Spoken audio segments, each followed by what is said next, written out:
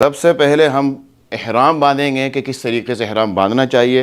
एहराम बांधने के लिए मैंने अपने साथ रखा है, एक तो ये इज़ारबंद मैंने रखा है और दूसरा ये बेल्ट मैंने रखा है। ये दोनों चीज़ें यहाँ पर रखी हैं। इनको किस तरीके से इस्तेमाल करना है मैं आपको बताता हूँ और किस वजह से इस्तेमाल करना है वो भी मैं आपको बताता हूँ। अच्छा, बहुत अहबाब इस तरीके से एहराम को बांधते हैं कि एहराम को इस तरीके से ये लपेटा और इस तरीके से कर दिया। एहराम बन तो जाता है लेकिन चलने में ये देखिए कितनी प्रॉब्लम हो रही, चला नहीं जाता। और बहुत लोग इस तरीके से नहीं बल्कि इसको थोड़ा सा चेंज करते हैं, टांगे से खोल के फिर इसको बांधते हैं। एक तो नीचे से एहराम लटकता है, देखें सामने से लटक रहा है, और दूसरा यहाँ की जो शेप है वो भी सही नहीं रहती, ये फ़र्क होता है। और यहाँ पर भी आप चल नहीं पाते, फिर भी आपको तंगी होती चलने में। लेकिन अगर आप इस तरीके से एहराम बांधें जिस तरीके से मैं अभी आपको दिखाने लगा हूँ, ये जो चादर है, चादर को दोनों तरफ से पकड़ना है लेकिन एक साथ नहीं लगाना, इस तरीके से लगाना है। जो लेफ़्ट हैंड वाली है उसको थोड़ा सा बड़ा रखना है और चादर को आप लेके ना अपने राइट हैंड की तरफ, यहाँ से आप इसको थोड़ा टाइट करें, लेफ़्ट हैंड की तरफ लाएं, यहाँ से फिर वापस मोड़ दें और यहाँ पर आप आ जाएं इस तरफ। यहाँ पर आप लाके हल्का सा इसको लपेट दें। ये आपका एहराम बन गया और आपको चलने में कोई दिक्कत नहीं होगी। मैं भी आपको दिखाता हूँ। फिर उसके बाद ये इज़ारबंद आता है। इज़ारबंद को आप बांध दें, क्यों मैं आपको बताता हूँ। इज़ारबंद को आप इसी तरीके से क्या कहते हैं, इलास्टिक बांध लें, इज़ारबंद बांध लें। ये मैंने इज़ारबंद को बांध लिया और मैंने इसको यहाँ पर लपेट दिया। फिर उसके बाद एहराम को आप पूरा ऐसे लपेट दें। यहाँ पर आप देखेंगे अगर आप पहाड़ भी चढ़ना चाहेंगे ना, जबल रहमत अगर आप चढ़ना चाहेंगे, जबल रहमत पे भी बड़ी आसानी से चढ़ जाएंगे। इस तरीके से एहराम को बांधने का आपको फ़ायदा क्या होगा, ये देखें। यहाँ से अगर हम देखें, यहाँ से भी पर्दा, और इस तरफ से अगर हम देखें तो इस तरफ से भी पर्दा। आप कहीं से भी आपका जो नपर्दगी का कोई मामला नहीं होगा, ऐसा कुछ नहीं होगा और चलने में कोई दिक्कत नहीं होगी। अब आ जाती है बारी बेल्ट की। ये जो बेल्ट है ये आपको कहीं भी धोखा दे देगा, क्योंकि ये बेल्ट होता है प्लास्टिक का बना हुआ, कहीं भी टूट सकता है। और अगर आप सिर्फ इस भरोसे पे होंगे तो आप कहीं भी परेशान हो सकते हैं। तो बेहतर है कि आप इसके ऊपर तकिया ना करें। ये जो बेल्ट हमने बांध ली, देखें मैंने बेल्ट बांध लिया। बेल्ट बांध कर आप उसके अंदर अपना मोबाइल रखें, कुछ भी रखें, लेकिन एहराम को इससे कभी भी नहीं पकड़ें, ये मेरा मशवरा है। बाकी चलते हैं मिना की तरफ और मिना जाके आपको दिखाता हूँ कि मिना किस तरीके से जाते हैं, फिर पूरा हज इंशाल्लाह आपको दिखाता है। अस्सलाम वालेकुम वरहमतुल्लाहि वबरकातुहू। मैं हाफिज़ अब्दुल्ला मक्की, उम्मीद करता हूँ आप सब खैरियत से होंगे। इस वक्त ये जो आप गेटअप देख रहे हैं मेरा और आफ्ताब भाई, अस्सलाम वालेकुम, कैसे हैं आप सब? अच्छा जी, ये हमारा जो गेटअप है इस तरीके से, इसी तरीके से और इसी टाइम हुज्जाज किराम को मीना के लिए रवाना करना शुरू कर दिया जाता है 7 ज़िलहिज्जा को। याद रहे 7 ज़िलहिज्जा को असर के बाद शुरू हो जाता है मीना की तरफ रवानगी। और मैं और आफ्ताब भाई हम दोनों अभी निकल जा रहे हैं। तो आप लोगों को दिखाते हैं इंशाल्लाह। हाँ, मीना की तरफ जा रहे हैं। जाके आपको पूरा प्रोसेस दिखाते हैं कि मीना में पहुंचने के बाद किस तरीके से हुज्जाज किराम रुकते हैं और पूरा क़याम करते हैं मीना की नाइट। और ये मीना पहुंच चुके हैं। ये है जी मीना का एरिया। यहाँ पर ठंडा पानी होता है और इस तरफ अगर हम चले जाएं मुज़दलिफ़ा की तरफ जाते हैं, मुज़दलिफ़ा अरफ़ात इस तरफ है। अब हम चलते हैं टेंट के अंदर। इस तरफ है जी टेंट, ये है जी हम आगे टेंट में। जब आप मीना पहुंचते हैं आपका ग्रुप लीडर आपके साथ बंदा भेजेगा। वो बंदा आपको बताएगा कि हाई साहब इधर आएँ, आपको लेके जाएंगे आपके खेमे के बिल्कुल सामने, और आपको बताया जाएगा कि भाई हाई साहब जेंट्स आप इस तरफ चले जाएं, लेडीज़ इस तरफ चले जाएं। तो उस हिसाब से आपने जो है अपना बांट लेना है। उसके बाद आपने जब अपने खेमे में दाखिल होना है, ये हम खेमे में दाखिल हो गए। जब हम अपने खेमे में दाखिल होंगे तो इसी तरीके से एक लंबा सा खेमा होगा। हो सकता है कि आपका ग्रुप बड़ा हो तो ये भी उठा दिया जाए, पर्दा उठा दिया जाए। खैर यहाँ पर बांटे होंगे, गद्दे लगाए होंगे इस तरीके से, एक एक गद्दा इस तरफ और एक एक गद्दा इस तरफ। गद्दे का साइज़ ज़्यादा बड़ा नहीं होता, सिर्फ इतना चौड़ा ही गद्दा होता है बस। खेमे में दाखिल होना है तो हर हाजी साहब ने अपने लिए जो जगह इख्तियार करनी है। आपने भी अपने लिए जगह इख्तियार कर लेनी। जैसे मिसाल के तौर पे हमें यहाँ पे मैंने अपने लिए जगह इख्तियार कर ली, ये मेरा गद्दा है। यहाँ आके आपने बैठ जाना है। या आप बैठ गए तो यहाँ पर सदा लग रही होगी लब्बैक अल्लाहुम्मा लब्बैक लब्बैक ला शरीक लक लब्बैक। ये सदा लगती जाएगी। एक दिन यहाँ पर आपने गुजारना है। उस एक दिन में अगर आपने आराम करना है, इसी तरीके से आपने लेट जाना है। ये आपकी जगह है, ये आपका गद्दा है और यहीं पर आपने लेटना है। ये जी आप लेट गए, आपने उठना है, नमाज अदा करनी है, कोई काम करना है, आपने उठकर आपने नमाज के लिए जाना है तो चले जाएं, बैठना है तो आपने अपनी ही जगह पे बैठना है। आप अपनी ही जगह पे बैठेंगे, इधर उधर आप नहीं जाएंगे। यहाँ पर आपने एक दिन गुजारना है और एक रात गुजारनी है। उसके बाद आपने अराफात के लिए रवाना होना है। आपके ग्रुप लीडर ने आपको बता देना है कि भाई साहब सुबह इतने बजे हम फजर के टाइम निकलेंगे, फजर से पहले निकलेंगे, फजर के बाद निकलेंगे। टाइम के हिसाब से आपको बताया जाएगा और उसी टाइम के हिसाब से आपने रेडी हो जाना है। आपने अपने साथ कुछ भी नहीं लेके जाना। सबसे जो मेन बात है वो आपने अपने साथ कुछ भी नहीं लेके जाना सिवाय जो आपका कपड़ा है या नीचे बिछाने के लिए एहतियातन। वैसे तो मुअल्लिम अक्सर जो है वो दे देते हैं आपके बिछाने के लिए, मुज़दलिफ़ा में बिछाने के लिए एहतियातन आपने कोई चादर, कोई तकिया, कोई छोटा मोटी चीज़ आपने लेके जानी। सामान उसके अलावा कुछ नहीं लेके जाना, क्योंकि आपको जो है ले जाने नहीं दिया जाएगा। मुज़दलिफ़ा से आगे जा ही नहीं पाएंगे। और पानी का बंदोबस्त आपने पानी के लिए एक छोटी सी बोतल ले लेनी है जो आपने अपने साथ रखनी है। पानी के अलावा अगर कोई मरीज़ हैं तो आप अपनी अद्वियात को ना भूलें। वहाँ पर अद्वियात जल्दी नहीं मिलती। जगह जगह हॉस्पिटल ज़रूर है, मिनी हॉस्पिटल ज़रूर हैं, लेकिन जो आपकी ख़ास दवाई होती है वो आपको आपके डॉक्टर ने दी होती है, लिहाजा आपने वो बिल्कुल नहीं भूलनी। उसके बाद सुबह के टाइम या फजर से पहले जो भी तैयारी की होगी, आपके मुअल्लिम की तरफ से, आपके ग्रुप लीडर की तरफ से ऑर्डर होगा कि भाई साहब इतने बजे रेडी होना है। तो इस तरीके से जैसे मैं जा रहा हूँ, मेरे पीछे मेरे साथ साथ बहुत सारे हाजी भी जा रहे होंगे अरफा रवाना होने के लिए। जो भी टाइम हुआ फजर के बाद, फजर से पहले आप आएंगे और इस तरीके से बाहर जब आप निकलेंगे, यहाँ पर एक अलग ही समा होगा। सारे खेमे खाली हो चुके होंगे और यहाँ पर हुज्जाज किराम भरे हुए होंगे पूरे। और बसेस आ रही होंगी, जिन्होंने अपनी बसेस पे जाना है उनकी बसेस आ रही होंगी, यहाँ पर खड़ी होंगी। जिन्होंने पैदल जाना है वो पैदल निकल चुके होंगे। जिन्होंने स्टेशन से जाना है ट्रेन से, उनके लिए ट्रेन के लिए अलग बंदोबस्त होता है, उनके साथ मुअल्लिम के बंदे होते हैं, वो उनको लेके जाएंगे। खैर, यहाँ पर बसेस खड़ी होंगी। आपने अपने ग्रुप लीडर के हिसाब से देखना है कि आपका ग्रुप लीडर आपको क्या कहता है। आपने बस में बैठना है और फिर सदा शुरू हो जाएगी बस में बैठने के बाद अरफात के लिए, लब्बैक अल्लाहुम्मा लब्बैक लब्बैक ला शरीक लक लब्बैक इन्नल हम्दा वन निअमा। ये सदा अरफात तक चलेगी। अरफात में हम पहुँचते हैं, अरफात में जाके यह वहाँ का आपको मैं बताता हूँ कि वहाँ पहुँचने के बाद क्या होगा। तो चले अरफात चलते हैं।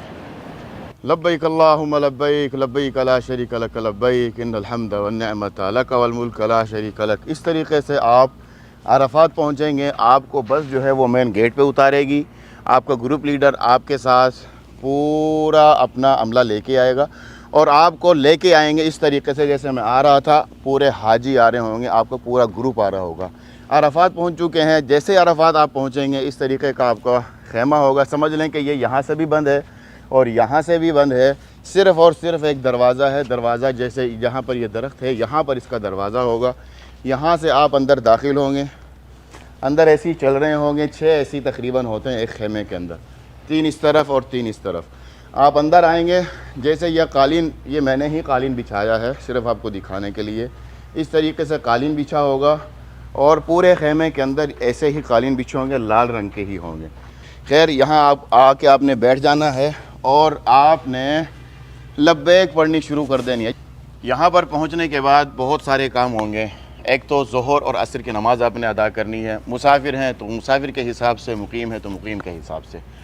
ज़ोहर और असर नमाज़ अदा करने के बाद यहाँ पर एक शेड्यूल होता है, खाना वगैरह लेके आते हैं। ग्रुप लीडर आपको खाना वाना खिलाएंगे। रहना आपने इसी खेमे में है।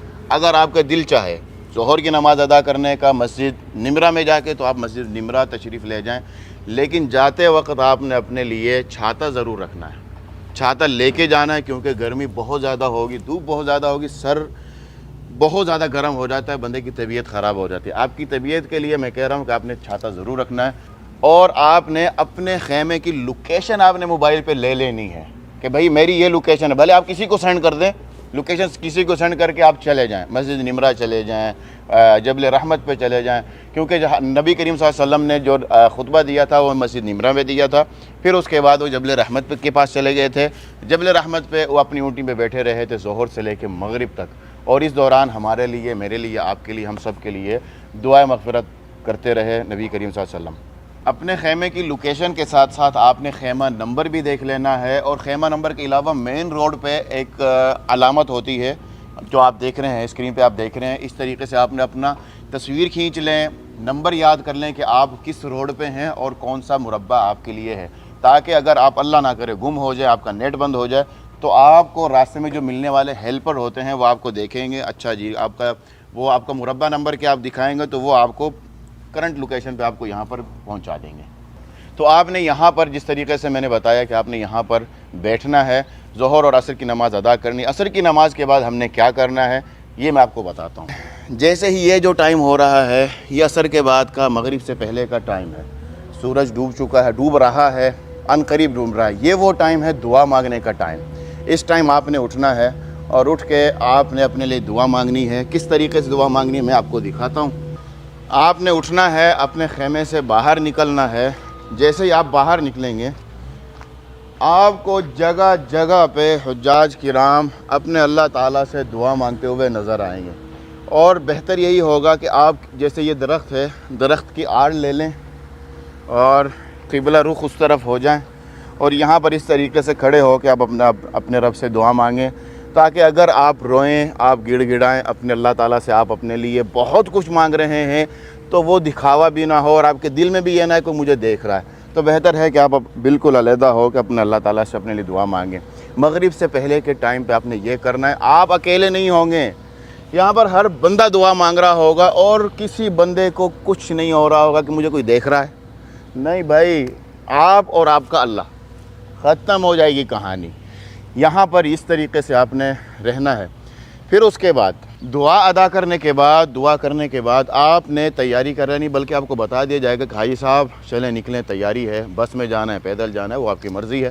खैर, मुज़दलिफ़ा जाने के लिए आपने किन किन चीज़ों की आपने तैयारी करनी है। एक तो आपने अपने साथ चादर रखनी है। मुज़दलिफ़ा जाने के लिए वहाँ पहुँच के आपने चादर बिछानी है। उस चादर पर आराम करने के लिए आपने चादर का बंदोबस्त करना है। उसके साथ साथ आपने एक छोटी बोतल पानी की भी रख लेनी है। गवर्नमेंट की तरफ से तो बहुत ज़्यादा पानी अवेल होता है, लेकिन ज़रूरत के मुताबिक आपने अपने हिसाब से भी अपने लिए रख लेना। हो सकता है कहीं ज़रूरत पड़ जाए। दवाई आपने नहीं भूलनी, अपनी दवाई का बहुत ज़्यादा ख्याल करना है। फिर यहाँ से जब आप निकलेंगे तो आपके हाथ में, वैसे एक और बात, मुअल्लिम की तरफ से भी कभी कभी गिफ्ट होता है। अक्सर वो गिफ्ट होता है बिस्तर, जो वहाँ पर आपने बिछाना है। अगर आपको वो बिस्तर मिल गया, उसके अलावा आपने कुछ भी नहीं रखना। तकिए की भी ज़रूरत नहीं है, रात गुजारनी है, वहाँ पर बंदोबस्त हो जाता है। खैर, आपने इस तरीके निकलना है और अपने ग्रुप के साथ निकलना है। निकलने के बाद आपके खेमे के बाहर पहुँचते ही आपकी गाड़ी, आपकी बस तैयार होगी। अगर आप बस पे जाना चाह रहे हैं, ट्रेन पे जाना चाह रहे हैं, तो आपका ग्रुप लीडर तैयार होगा आपको ले जाने के लिए, उसकी टीम पूरी होगी। पैदल जाने के लिए आपने अपनी मर्ज़ी से जाना है। लोकेशन के हिसाब से बहुत दुनिया पैदल जा रही होगी। तो आपने मुज़दलिफ़ा की तरफ जाना है। मुज़दलिफ़ा पहुंचने के बाद हमने क्या क्या करना है ये मैं आपको मुज़दलिफ़ा पहुंच के ही बताता हूं।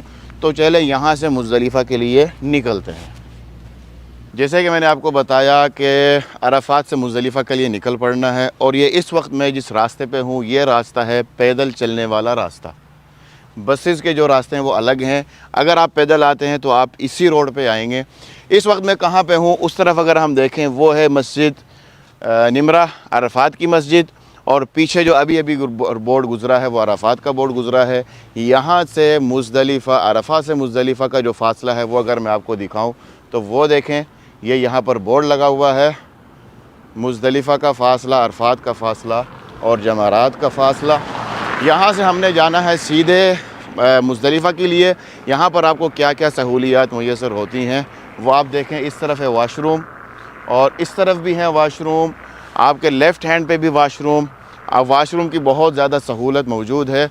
और रास्ते पे चलते चलते अगर आप थकते हैं, ज़ाहिर सी बात है, बंदा इतना सारा समझ लें कि मुज़दलिफ़ा तक 5 किलोमीटर मुज़दलिफ़ा का बोर्ड आता है।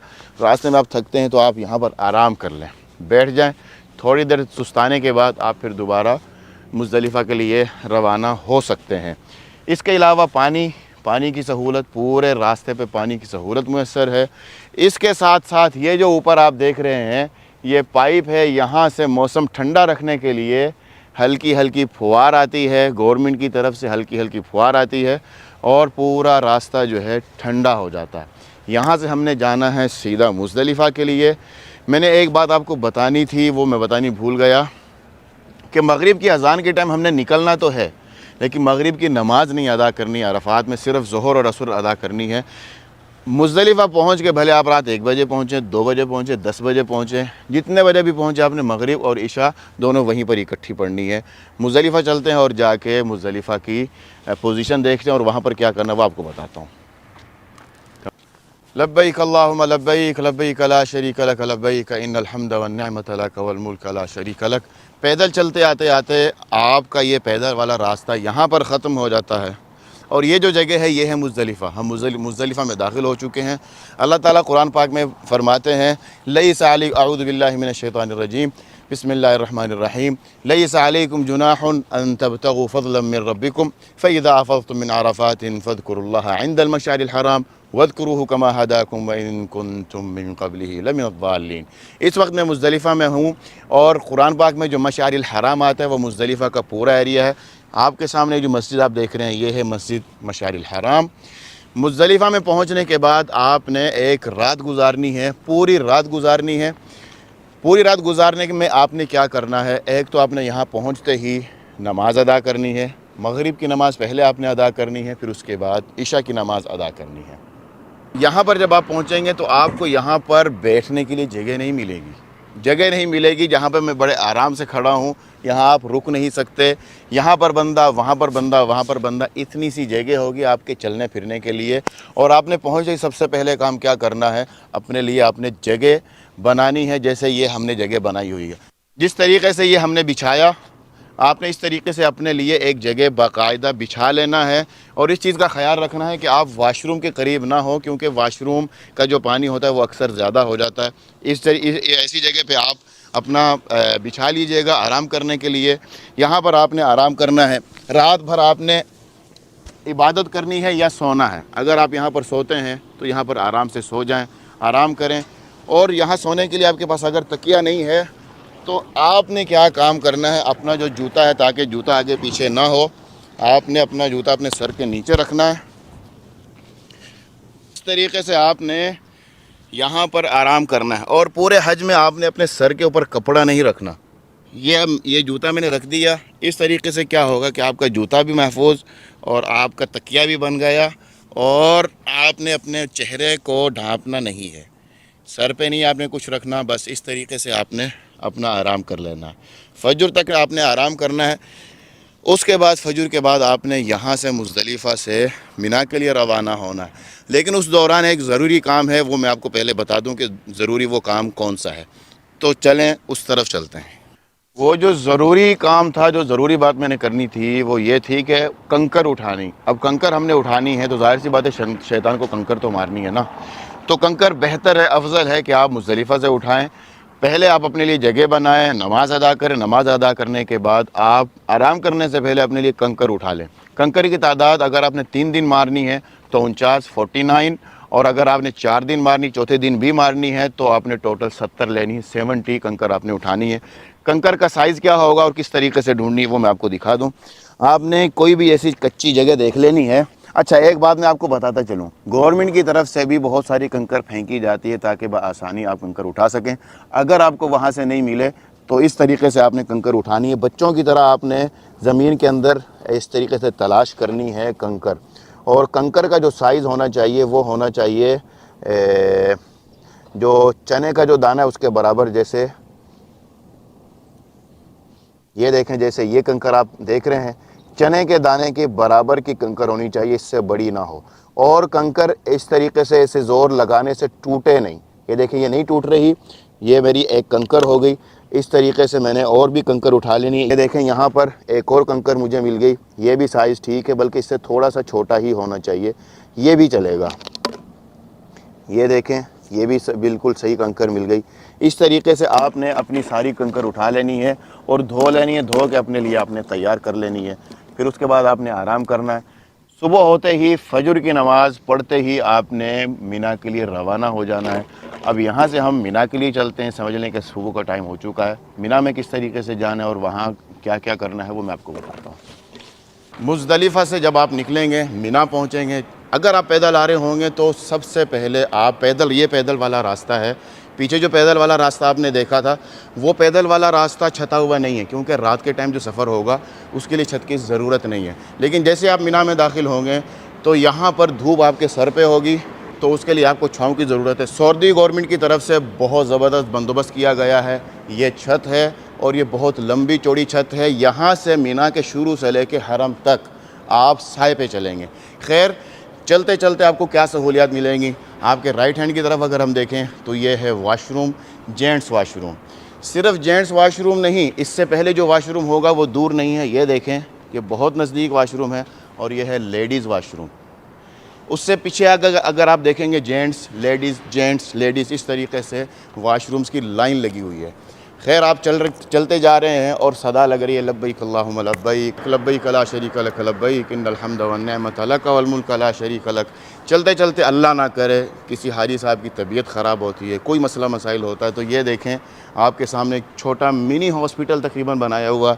यहाँ पर डॉक्टर, नर्सिस, हर चीज़ यहाँ पर आपको प्रोवाइड होगी। इसके अलावा पूरे रास्ते में ठंडा पानी, ये देखें, ये जो कूलर देख रहे हैं, ये जो आप देख रहे हैं, पूरी लाइन से है, ये ठंडा पानी प्रोवाइड आपको करने के लिए है। इसके साथ साथ क्योंकि यहाँ पर इतना रश होगा, इतनी दुनिया होगी, आपकी सोच है बंदे के ऊपर बंदा चढ़ा होगा, तो और इस गर्मी को ख़त्म करने के लिए गवर्नमेंट ने ये पंखे लगाए हुए हैं। पंखों की तादाद अगर आप देखें तो आप हैरान हो जाएंगे, गर्मी नहीं लगेगी, बहुत ठंडा मौसम जो है चलता रहेगा। फिर उसके बाद इसके अलावा अगर आपको ज़रूरत है सिम की, इंटरनेट सिम की आपको ज़रूरत है, तो वो देखें, ये मोबाइली का दफ्तर है, आप आराम से मोबाइली की सिम ले सकते हैं। आगे जाके ज़ैन की, STC की, जिस भी नेटवर्क की आपको सिम चाहिए होती है, आपको ये वाली सिम प्रोवाइड होगी। अब यहाँ से हम चलेंगे जमरात की तरफ। आपको जो शैतान है, शैतान भी दिखाएंगे और शैतान को मारने का जो तरीक़ाकार है वो भी आपको दिखाते हैं। तो चलें शैतान तक चलते हैं। लब्बैक अल्लाहुम्मा लब्बैक, लब्बैक ला शरीक लक लब्बैक, इन्नल हम्द वन निअमत लक वल मुल्क ला शरीक लक। मुज़दलिफ़ा से मिना पहुँचेंगे। मिना पहुँचने के बाद हम जमरात पहुँचेंगे। पहले दिन हमने छोटे शैतान को कंकरी नहीं मारनी और दूसरे को भी कंकरी नहीं मारनी, हमने डायरेक्ट बड़े शैतान को कंकरी मारनी है। इस वक्त मैं पहुंच चुका हूं बड़े शैतान के पास, बड़ी जमारा के पास। ये जो आपके सामने ये है शैतान। और यहाँ पहुंचने के बाद आपने, जैसे मैंने आपको कहा था कि आपने कंकरी छोटी लेनी, बड़ी कंकर नहीं लेनी। यहाँ पहुँचने के बाद गवर्नमेंट ने इतनी बड़ी जमारा बना दी है सिर्फ इसलिए ताकि आपसे किसी हाजी को कोई नुकसान ना पहुँचे। तो बेहतर यही है आप इसके पास आ जाएं, नज़दीक आ जाएं। यहाँ पर आप अपनी बोतल रख दें या जमरात जिसके अंदर आपने कंकरी डाली है वो रख दें और अपनी इस तरीके से कंकरियाँ निकालें। कंकरियाँ निकालने के बाद आपने कंकरियाँ मारनी है। कंकरियाँ मारने का जो सुन्नत तरीक़ा वो ये है कि आपका क़िबला रुख आपने हो जाना है और रग़मल लिश्शैतान वरिदल लिर्रहमान बिस्मिल्लाह अल्लाहु अकबर पढ़ के ये आपने कंकरी इस तरीके से मारनी है, ज़्यादा ज़ोर से नहीं और दूर से भी आपने नहीं मारनी ताकि किसी के सर पे ना लगे। रग़मल लिश्शैतान वरिदल लिर्रहमान बिस्मिल्लाह अल्लाहु अकबर, रग़मल लिश्शैतान वरिदल लिर्रहमान बिस्मिल्लाह अल्लाहु अकबर। इस तरीके से आपने अपनी सारी की सारी कंकरियाँ मार देनी है। पहले दिन की कंकरी आपने सिर्फ बड़े को मारनी है, दूसरे दिन की आपने कंकरी मारनी है छोटे को साथ, दरमियाने को साथ और बड़े को साथ। इसी तरीके से तीसरे दिन भी आपने इसी तरीके से मारनी है, तीनों को मारनी है साथ साथ। पहले दिन आपने जब कंकरी मार लेनी, कंकरी मारने के बाद आपके ज़िम्मे क्या रह जाएगा, कुर्बानी करना, कुर्बानी के बाद हलक करना और तवाफ़ और सई करना। तो यहाँ पर हमारा जो हज था, हज का जो शेड्यूल था वो मैंने पूरा बता दिया। ये महज एक मैंने व्लॉग नहीं बनाया बल्कि एक रहनुमाई के लिए एक वीडियो बनाई है ताकि आपको, जितने मेरे बहन भाई हैं देखने वालों को फ़ायदा हो। उम्मीद करता हूँ ये वीडियो आपको पसंद आई होगी। वीडियो को लाइक, शेयर और चैनल को सब्सक्राइब करना मत भूलिए। अपने भाई को दें इजाज़त। अस्सलाम वालेकुम व रहमतुल्लाहि व बरकातुहू।